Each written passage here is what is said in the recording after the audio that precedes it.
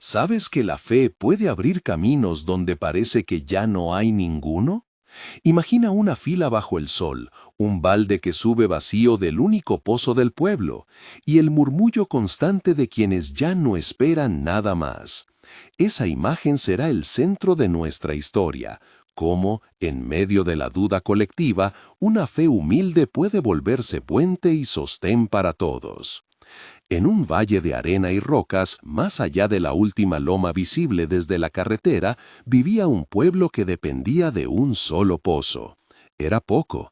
El agua alcanzaba para lo imprescindible, para la siembra rala y para los animales que se negaban a morir de sed. Cerca del pozo se formaban filas, conversaciones cortas y risas secas que escondían frustración. El sol pegaba con fuerza durante el día, por la noche el viento traía consigo el frío de la soledad y el recuerdo de tiempos mejores. Casi en el centro del caserío, bajo la sombra generosa de un árbol que parecía no obedecer las leyes del desierto, vivía Caleb. Sus manos, curtidas por la tierra, conocían el valor de cada grano y de cada gota. Tenía una esposa, Elizabeth, cuyo paso calmado ofrecía refugio a los niños, y un hijo pequeño que aprendía a caminar siguiendo las huellas de su padre. Caleb no era un hombre de púlpitos ni de títulos. Su liderazgo brotaba del servicio y de su costumbre de interceder por su comunidad. Cada tarde, antes de que el sol se acostara, Caleb se acercaba a su árbol. Allí, en voz baja, hablaba con Dios. Una tarde, sentado en la raíz fresca, Caleb cerró los ojos y habló en voz que apenas era un susurro. Señor, gracias por la vida que nos das. Te pido por esta gente, por su hambre de consuelo, por sus dudas y por el agua que sostiene nuestras manos. No permitas que la desesperanza nos quite la capacidad de mirarnos como hermanos. Fue una oración sencilla, sin adornos, como quien deposita una ofrenda. Las palabras de Caleb no pretendían mover la voluntad de nadie, eran un acto de entrega. No todos entendían su intimidad con Dios. En la plaza, algunos se burlaban de su costumbre de hablar en voz alta con la nada. Caleb y sus rezos, decían, con sonrisas que olían a superioridad.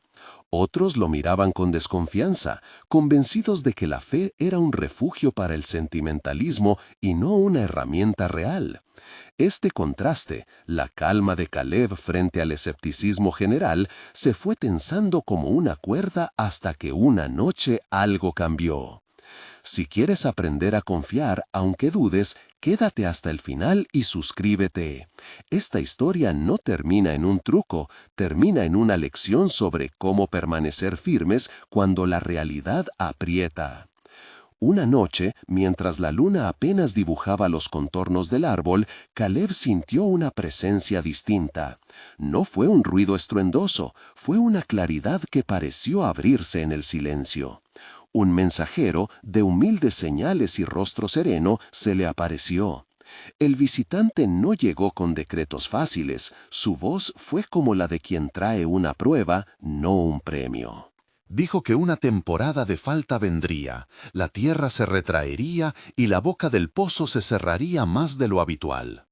No era un castigo caprichoso, era una prueba para el corazón del pueblo. «Será tiempo para ver en quién confían», susurró la voz, y se desvaneció con la brisa. Caleb, con el peso de la advertencia en el pecho, salió al día siguiente a hablar con su gente. En el pozo, frente a las caras escépticas, compartió lo que había visto y oído. Algunos rieron, otros lo cortaron con comentarios irónicos. ¿Y qué? ¿Vamos a esperar que el cielo nos mande lluvia con instrucciones? La incredulidad no era cruel, era miedo vestido de ironía. Caleb escuchó y no respondió con orgullo. Dijo simplemente, «Esto será una prueba. Si viene, sabremos quién confía. No proclamo salvación por mis palabras, sé que todo está en manos del Altísimo. Pero me pongo a disposición para lo que venga». Sus palabras no convencieron a todos, pero sembraron algo insospechado, una inquietud. Llegó la sequía. Los días se fueron estirando como hilos, y el agua del pozo comenzó a desaparecer. Los graneros mermaron, y la tensión se volvió visible en manos que temblaban más con la incertidumbre que con el esfuerzo. Con la escasez, las voces que antes murmuraban ahora exigían. Hubo acusaciones. Si tú dijiste que vendría esta prueba, ¿por qué no hiciste algo? ¿Por qué no evitaste que pasara?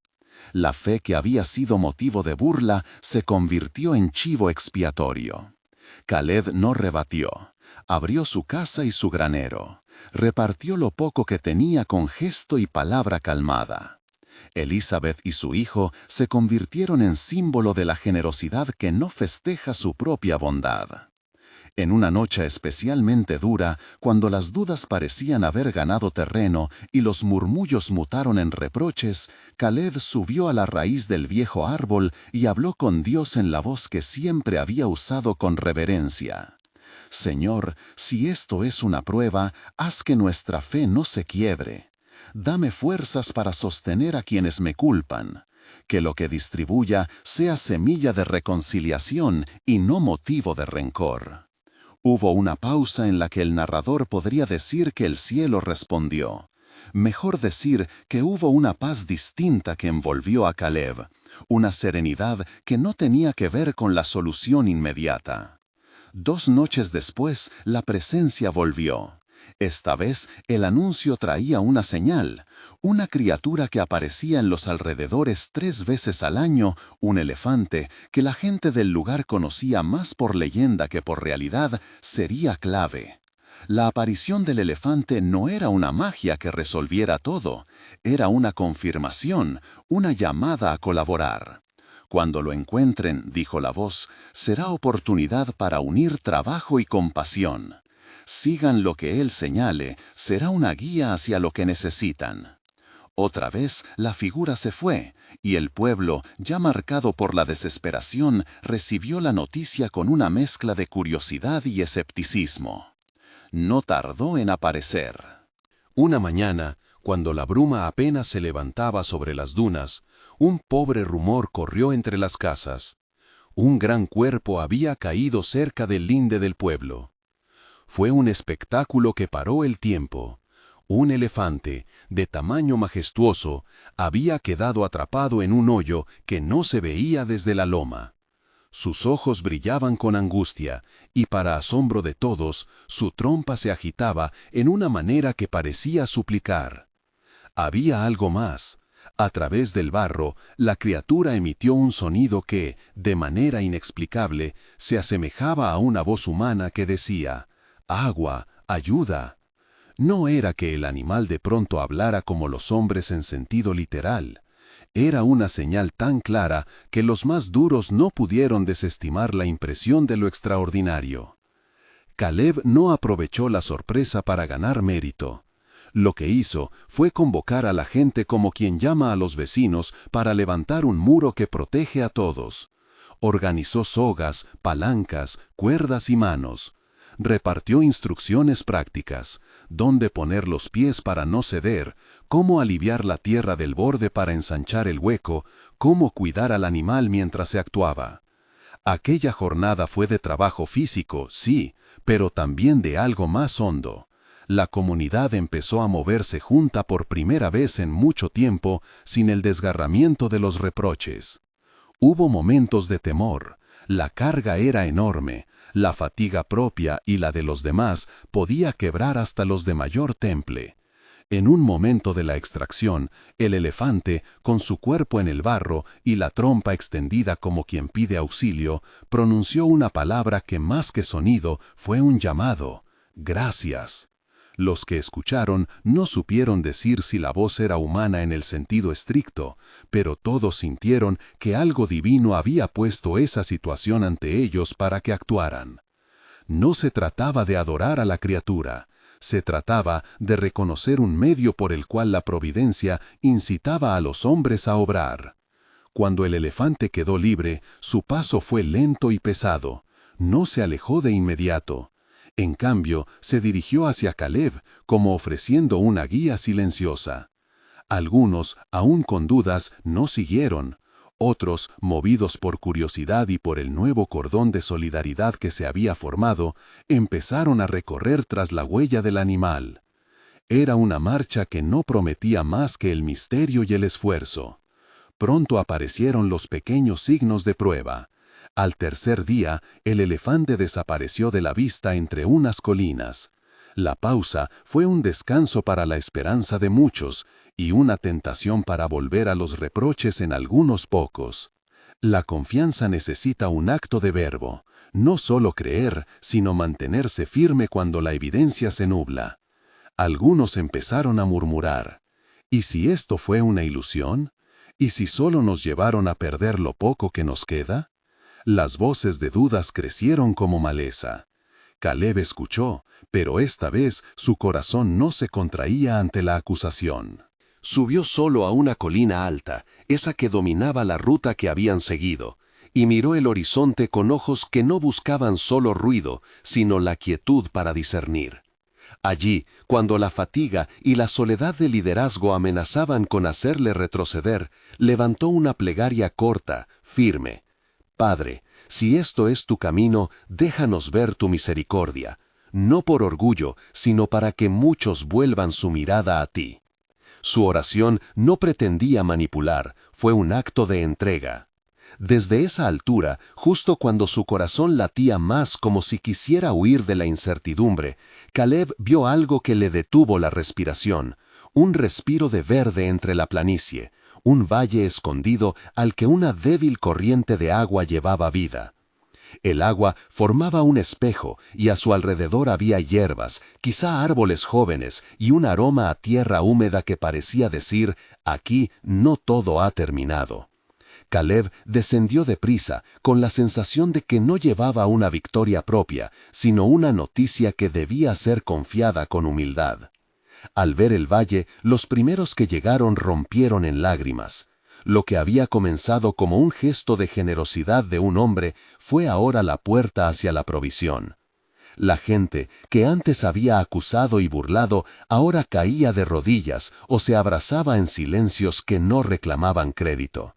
No fue una transformación instantánea ni perfecta, hubo resistencias y preguntas que tardarían en resolverse. Pero la actitud general cambió, de la murmuración al asombro, del reproche al reconocimiento.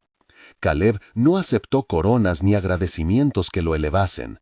En el borde del nuevo manantial miró a su pueblo y dijo con voz serena: «No hemos encontrado esto por virtud propia. Fuimos llamados a participar cuando una señal nos invitó a trabajar juntos. No estamos abandonados. La salvación, de la manera que la necesitábamos, estaba más cerca de lo que imaginábamos». Sus palabras, humildes y directas, fueron puente para que muchos voltearan su mirada a aquel que, según Caleb, había dispuesto la prueba y la provisión. Una de las lecciones más claras de aquel tiempo fue que la fe vale cuando se encarna en actos concretos. Caleb no prometió que la vida sería más fácil, ni que cada sequía se convertiría en valle. Nunca dijo, hagan lo que yo hago y recibirán lo mismo. No era su estilo. Enseñó, con su ejemplo, que la confianza es perseverancia en la oración, disposición para compartir lo poco que se tiene y valentía para ponerse al servicio de los demás cuando todo parece perdido. Para quien hoy escucha, la pregunta ¿cómo superar las dudas? Deja de ser teórica. Superarlas no consiste solamente en repetir frases esperanzadoras, consiste en 3 movimientos entrelazados. Mantener diálogo sincero con Dios, actuar con generosidad aun cuando la recompensa no está clara, y permanecer atento a las señales que confirman el camino, sin idolatrarlas. Las señales sirven para confirmar, no para sustituir la obediencia de cada día. Hay momentos en los que la fe exige paciencia y otros en los que pide acción decidida. Cuando la comunidad rescató al elefante, no fue la voz de la criatura lo que resolvió la necesidad del pueblo. Fueron manos que tiraron, sudor que empujó y corazones que se animaron mutuamente. La señal fue catalizadora, pero el salvamento fue humano y divino a la vez. Dios usó a hombres y mujeres disponibles. Antes de cerrar este relato, permíteme compartir otra oración de Caleb en medio de la crisis, corta y honesta. Señor, dame brazos cuando los míos flaqueen y sabiduría cuando las palabras falten. Que lo que demos sea semilla y no vana ostentación. Que nuestras manos reflejen tu misericordia. Esa oración, repetida por algunos en la plaza, se volvió carburante para la esperanza. No prometió resultados automáticos, pidió fortaleza para seguir. Cuando el agua brotó en el valle, el pueblo no comenzó a vivir sin problemas. Siguieron los desafíos: reconstruir, repartir de manera justa, educar a los niños para que no repitieran la desgana de antaño. La transformación fue real, pero también requirió trabajo sostenido. La creencia en la providencia no eximió a nadie de esfuerzo. Esa combinación, confianza y labor, fue la que permitió que la comunidad superara la duda arraigada. ¿Qué puede aprender quien escucha esta historia hoy? Primero, que la duda no es el enemigo final, es una estación que se atraviesa. No hay vergüenza en dudar, la vergüenza está en dejar que la duda inmovilice el corazón hasta anular la compasión. Segundo, que la oración sincera, aunque no siempre cambie circunstancias externas de inmediato, cambia las manos que actúan. Una persona en comunión con Dios suele ser una persona dispuesta a dar y a servir. Tercero, que las señales y los milagros, si llegan, deben confirmar el llamado a la obediencia y la unidad, no convertirse en mercancía espiritual. Antes de despedirnos, te invito a un momento de reflexión. Si hoy estás en la fila del pozo, mirando el balde que sube vacío en tus manos, tal vez la siguiente plegaria te ayude. Señor, en mi incertidumbre te pido claridad y valor. Cuando la duda me hunda, levántame para servir. Cuando el miedo me haga cerrar la mano, enséñame a compartir lo poco que tengo. No permitas que mi incredulidad divida a quienes me rodean. Dame fe activa. Dilo con corazón simple, no necesitas palabras perfectas para ser escuchado. Lo que importa es la disposición. Si esta historia te tocó y quieres seguir recibiendo relatos que edifiquen la fe, te animo a suscribirte y compartir este video con alguien que hoy vive incertidumbre.